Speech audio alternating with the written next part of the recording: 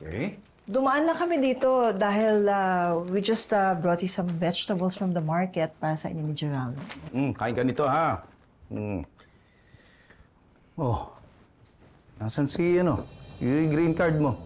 Lumabas lang po. Kanino itong prenatal pill na ito? Akin po to, ma'am. Opo.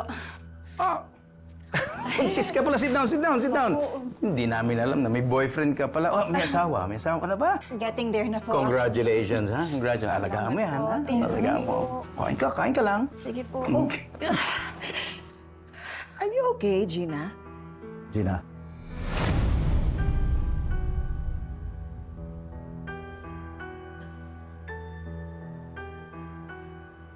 Becky, sabihin mo nga sa akin ang totoo.